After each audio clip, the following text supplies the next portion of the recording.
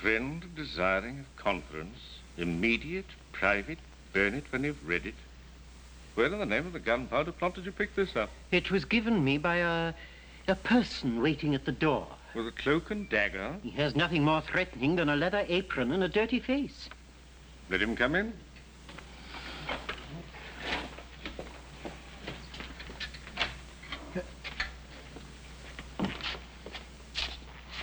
Sir, I thank you for this condescension and am pleased to see you. Pardon the menial office in which I'm engaged and extend your sympathies to one who, however humble his appearance may be, has inner workings far above his station. Proceed. Sir, you are acquainted with one G. Varden, locksmith and bellhanger, repairs neatly executed in town and country of Clerkenwell, London? What then? I'm his prentice. What then? Sir, would you permit me to close the door, and would you further, sir, give me your honour bright that what passes between us is in the strictest confidence? Speak out, do, if it's of no inconvenience to yourself.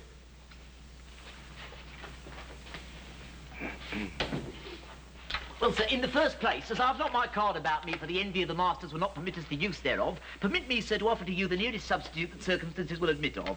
If you will take this in your own hand and cast your eye over the right-hand corner, you will meet, sir, with my credentials.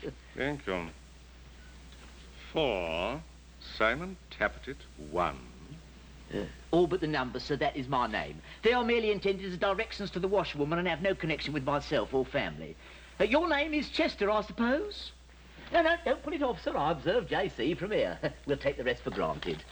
Pray, Mr. Tappertit, has that complicated piece of ironmongery you've done me the favour to bring with you any connection with the business we're to discuss? Oh, it is not, sir. That is intended for a warehouse door in Thames Street. Perhaps as that is the case, and as it has a stronger flavour of oil than I usually refresh my bedroom with, you've so far obliged me as to put it outside the door. By all means, sir.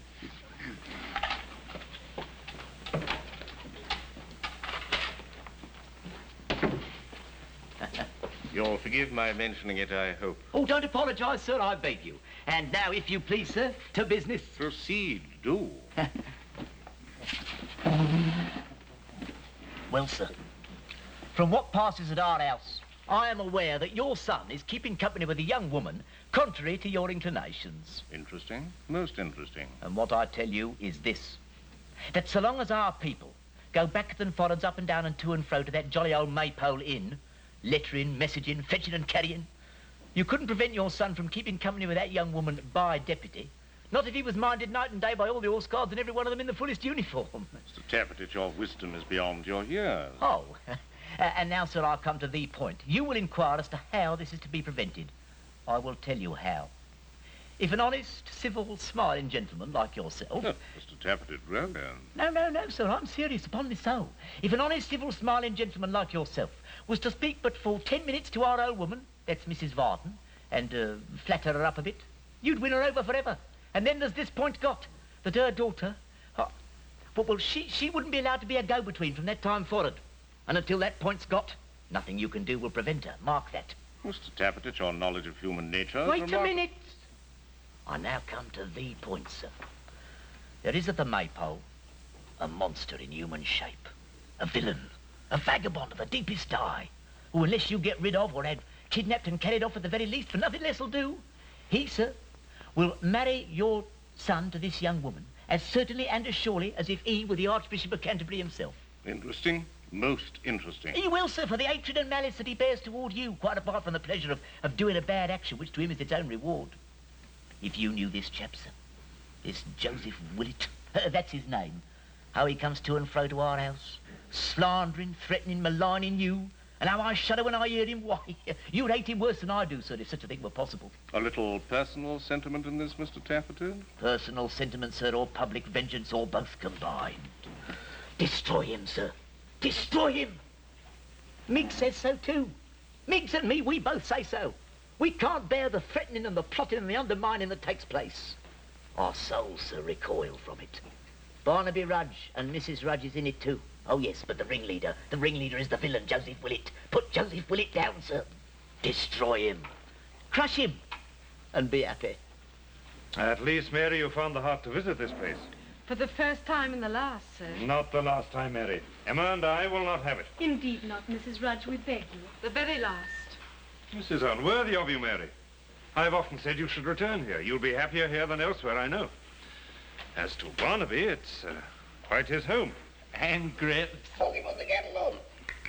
I almost believe, Mary, that because your husband was murdered in the service of my brother, you've come in a sort of a way to associate Emma and me with your misfortunes. You do me wrong indeed, sir. And yet when you come to hear what I desire your leave to say... I shall find my doubts confirmed. Well, speak up. I scarcely know how to begin, sir. You think my mind disordered.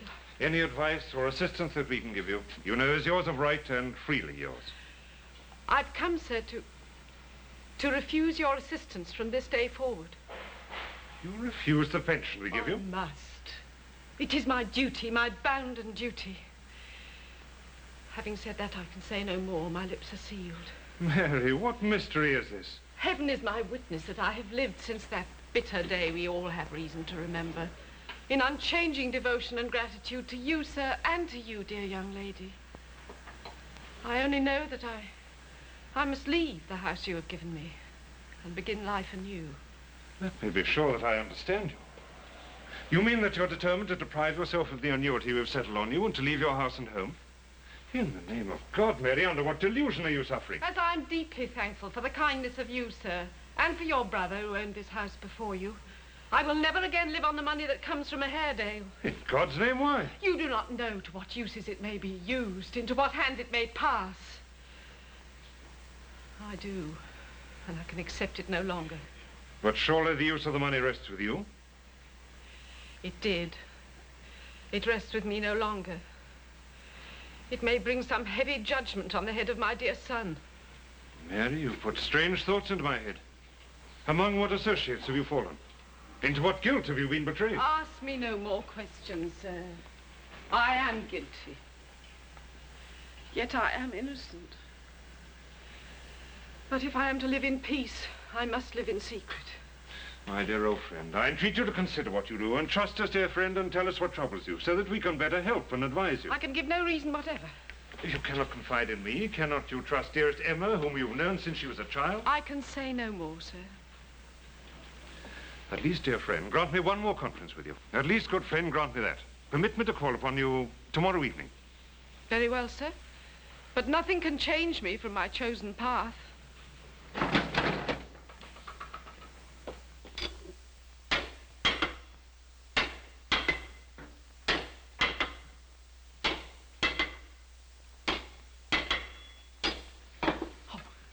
Industry is the soul of business and the keystone of prosperity, Mr. Tappertit. I shall expect you to invite me to dinner when you're the Lord Mayor of London. Sir, I scorn the Lord Mayor and all that belongs to him. We shall have to have a very altered state of society before you catch me being Lord Mayor. How do you do, sir? The better, Mr. Tappertit, for looking once more into your ingenuous face. Oh. I hope you are well. I am, sir, as well as any man can be under the aggravations to which I'm exposed. Is Mrs. Varden at home? She is, sir. Did you wish to see her? That is the purpose of my visit. Then come this way, sir. Pray, follow me, sir. Oh, would you permit me, sir, to whisper in your ear for 1/2 second? By all means. The name is Joseph Willett. Psst. I'll say no more.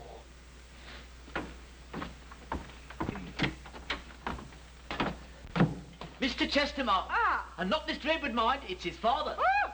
But do not let his father be any check or restraint on your domestic occupation, Miss Varden.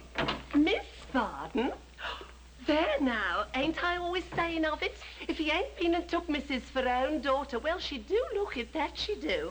Only think of that, Mim. Is it possible that this is Mrs. Varden? I am amazed. But this is not your daughter, ma'am. No, your sister. My daughter, sir, indeed. Ah, Mrs. Varden, humanity is indeed a happy lot when we can repeat ourselves in others and still be as young as they. Bid Mr. Chester good day, Dolly. Good day, sir. Your husband must be a happy man, Mrs. Varden. Is that the case? Sir, to be ungrateful. But we never, sir, we never know the full value of some wines and fig trees till we lose them. And they've gone to be in full blow elsewhere. So much the worse, sir, for them as has the slighting of them on their consciences. Father, sir, is a very good man indeed. Pride is one of the 7 deadly sins, and humility and lowliness of heart are virtues. But, Mother... There is no need to question the rightness and fitness of anything I say. Indeed, it is against the catechism so to do. Ah, Mrs. Varden, the Protestant Manual, my favourite book. My comfort, sir, and my hope. How often...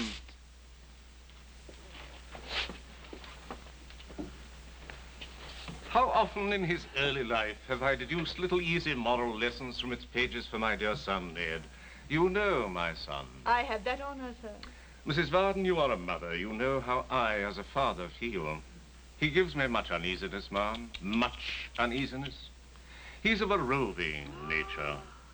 Flower to flower, sweet to sweet. But his is the butterfly time of life, and we must not be hard upon such trifling. And now, dear madam, may I beg the favour of a moment's conversation with you alone? Ah, Miggs, Dolly. Yes, Mother. Thank you, dear madam. As I was saying, this tray of Ned's, his is indeed the butterfly time of life, but the one thing I do object to, it does partake of insincerity. If we are not sincere, we are nothing, nothing upon earth. Let us be sincere, dear madam. And Protestant. And Protestant above all things. I may confide in you, dear madam. I love my son dearly, and loving him as I do would spare him from causing certain unhappiness. You know of his attachment to Miss Haredale. You have abetted him in it. Oh, sir, I'm very sorry. Sorry, dear madam, never be sorry for what is so very amiable, so very kind in intention, so perfectly like yourself. Oh, sir. What a very airy house this is, and how beautifully kept. To one like myself, a widower for so long, these tokens of female care and superintendence have inexpressible charm. You're very kind, sir. My son Ned had your lovely daughter's aid and your open-hearted husband's. More than mine, sir, a great deal more, but I've had my doubts. Ah, you embolden me, dear madam, to be plain with you.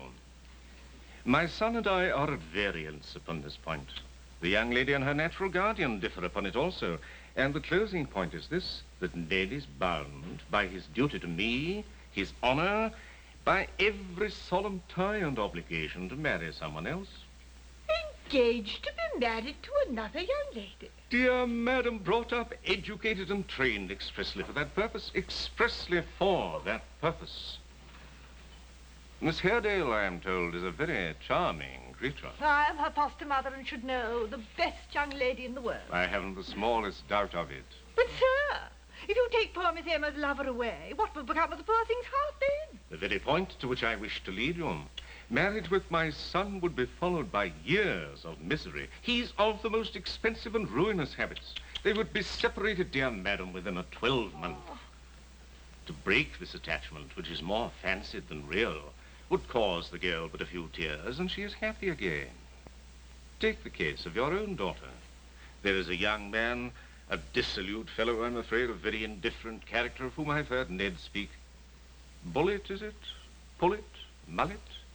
There is a young man, sir, of the name of Joseph Willett. That is he. Now, supposing this Willett were to dare to approach your charming daughter, as I believe he intends. It'd be like his impudence to dare to do to such a thing. Dear madam, that is the whole case. Of course it would be like his impudence. It's like Ned's impudence to behave as he does. But you would not, for the sake of a few tears from a dutiful daughter. I know my duty, sir, which, speaking for Varden, he does not. Dear madam, I cannot express my happiness at this interview with one in whom the whole management, conduct, and perfection of her estate are centered, I perceive.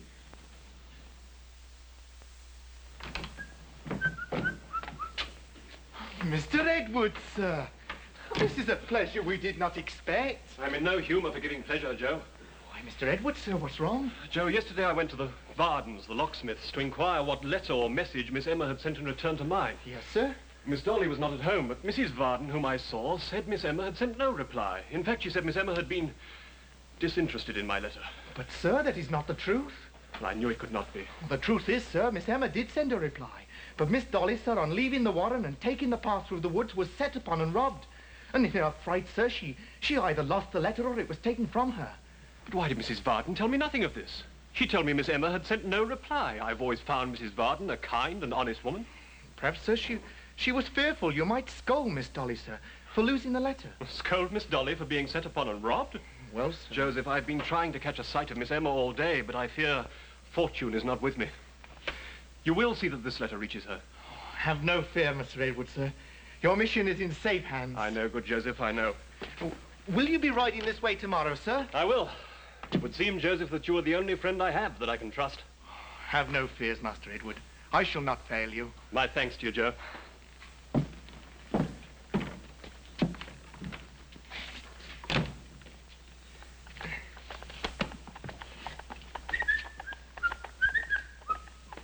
And what is it that you have there, sir?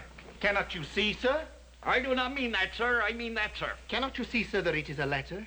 I have eyes to see, sir. Then why do you ask such questions, sir? The letter being from a certain young gentleman to a certain young lady. And so, sir? And so, sir, we want no love-making here unbeknownst to parents. I respect the young gentleman taking him in the light of a young gentleman, and I respect the young lady taking her in the light of a young lady. But of the two as a couple, I want no knowledge. You have not been given any, sir. A certain gentleman, sir, a certain gentleman whom I respect as a gentleman, has told me of certain comings and goings. And so we want no love-making here unbeknownst to parents. You, sir, are on your patrol. My patrol, Father? A military term, sir, meaning that you are not to leave the inn under any circumstances. Do you mean to say I'm not allowed to go out? On patrol. That is what you are, sir. I'll break out, Father, one of these days. One of these days I'll be done with the maypole once and for all. Will you, sir? We'll see who is master of this house or who isn't it. We'll see whether boys are to govern men or men are to govern boys.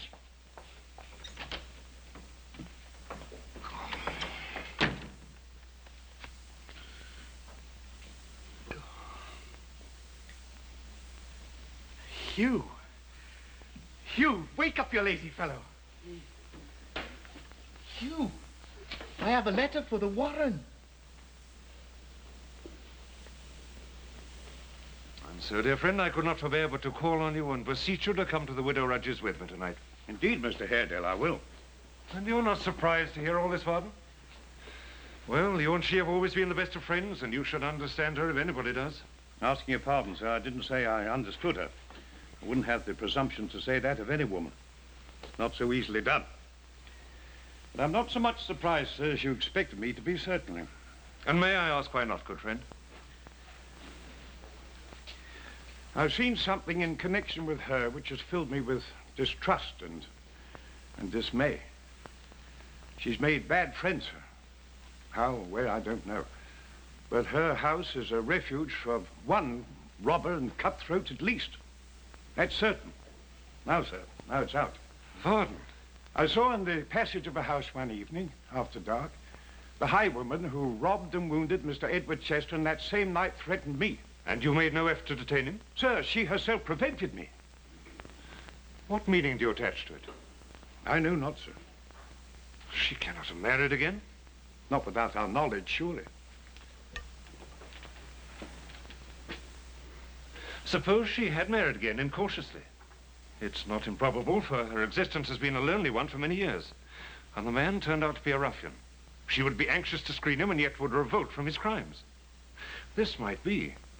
It bears strongly on the whole of her discourse yesterday and would explain her conduct. Do you suppose Barnaby is privy to these circumstances? Impossible to say, sir. Next to impossible to find out from him. Or is it not possible, Varden, that we have been blinded and deceived by her from the very beginning? Is it not possible that this connection was formed during her husband's lifetime and led to his and my brother's death? Good God, sir. Don't entertain such dark thoughts for a moment. 25 years ago, where was there a gay, bright-eyed girl like her? Picture to yourself what she was. Do her justice and ask yourself if such a thing is possible. You're a good fellow, Varden, and you're quite right. I've brooded on the subject of my brother's death for so long that every breath of suspicion carries me back to it.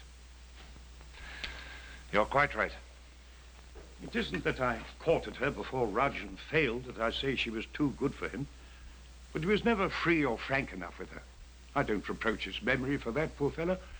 I only want to put her before you as she really was before she married Rudge, and thinking of that and what's altered her, I'll stand her friend and try to win her back to peace.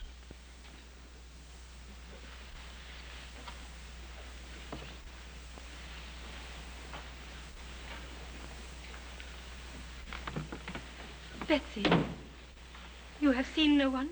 No, Miss Emma. I've been to the bridge by the stream, to both parts of the woods where sometimes he comes. I fear something is wrong. Miss Emma, how can it be? I do not know. But I seem to have the knowledge that all is not well. Miss Emma, you're being fanciful. Perhaps Mr. Edward came this morning whilst you were reading to your guardian. Perhaps so. But it is 2 days since I sent a letter by Miss Dolly. If he has tried to see me while I've been engaged with my guardian, why has he not sent a letter with young Joseph Willett? Perhaps some business has prevented Mr. Edward from riding out. He'll send a letter presently. I fear for our love, Betsy. Our attachment seems without hope. Perhaps he is already thinking of another. His love is constant, Miss Emma. I know it is. I cannot understand, Betsy. I cannot understand why he could not have sent a reply with young Joseph.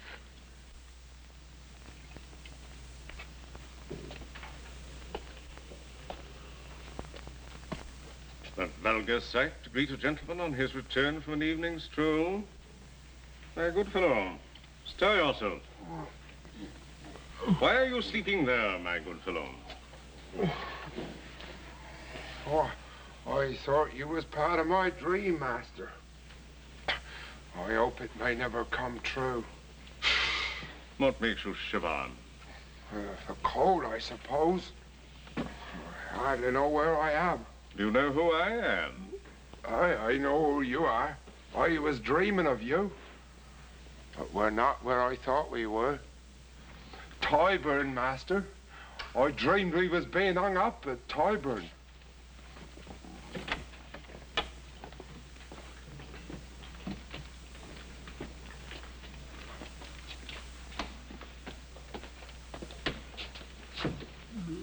You've been drinking again, my fine fellow. As I'm alive, Master. I walked the 12 long miles and I've been waiting out there I don't know how long, and no drink has passed my lips since dinner time at noon. Fill the glass once, you'll find it in the bottle in the same place, and empty it to keep yourself awake. And harkye, my fine young gentleman. Next time you dream, don't let it be of me, but of some dog or horse with whom you're better acquainted. Now, what do you want with me? There's news, Master. Your son was down at our house today. He come down on horseback. He tried to see the young woman, but he couldn't get no sight of her. Oh, he left some letter, and our Joe was to take it, but the old one kept him in on purpose that he shouldn't. He give it to me to take. You didn't deliver it, my good friend. I suppose that you would want to have it. Burn one, burn all, I thought. My devil make your acquaintance. Really, unless you learn to draw some finer distinctions, your career will be cut short with the most surprising suddenness. Don't you know that the first letter you brought to me was directed to my son, who resides in this very place? This letter is not addressed to Mr. Chester, it's addressed to Miss Emma Haredale. Well, if you don't want it, so then give it me back and I'll deliver it. I don't know how to please you, Master. I will deliver it myself. Does the young lady walk out on fine mornings? Yeah, mostly. Around noon is her usual time. Alone? Yes, alone. Where? In the grounds before the house. Then what the footpath crosses. If the weather be fine, I may throw myself in her way tomorrow.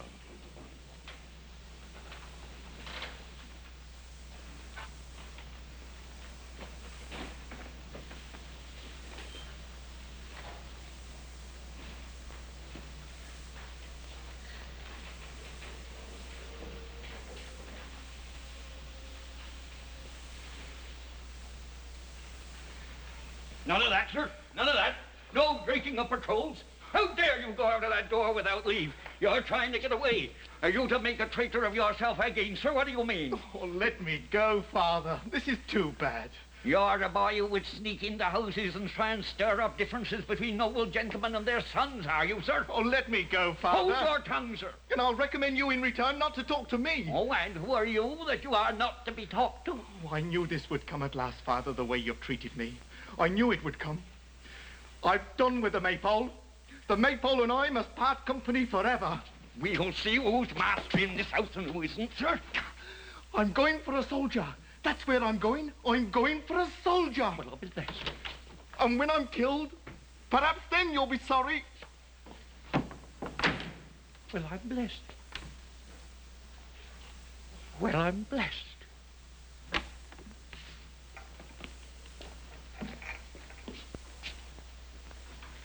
Strange? Most strange.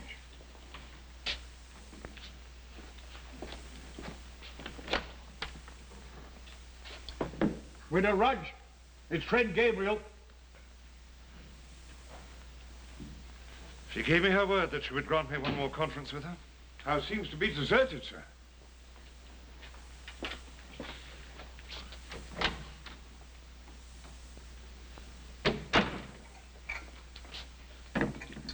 She's fled, sir. Let there be no doubt about that. I cannot understand.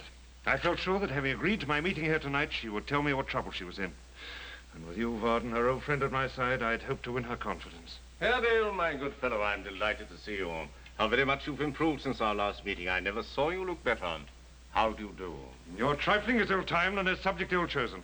Reserve it for those who are your friends, and do not expend your sympathies on me. My dear good friend, perhaps you're heated with walking.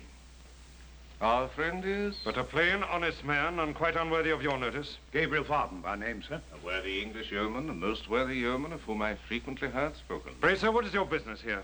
And where is the person I came here to meet? The mystery is solved in a moment. You remember our little compact regarding Ned and your dear niece. You remember the list of their assistants in this innocent intrigue. You remember these two people being among them. My dear fellow, congratulate yourself and me. I have bought them off. You have done what? Bought them off. I found it necessary to take certain active steps towards setting this boy and girl attachment quite at rest, and have, among other steps, removed these two agents. You seem surprised. Who can withstand the influence of a little money? They wanted it and have been bought off. We've nothing more to fear from them. They are gone. Gone? Where? Lord knows where. I believe Columbus himself couldn't find them. Between you and me, they had their hidden reasons, but on that point I have sworn myself to secrecy. She appointed to meet you here tonight, I know, but found it inconvenient. Here is the key of the door. I'm afraid you may find it inconveniently large, but as this tenement is yours, your good nature will excuse that, Haredale, I'm certain.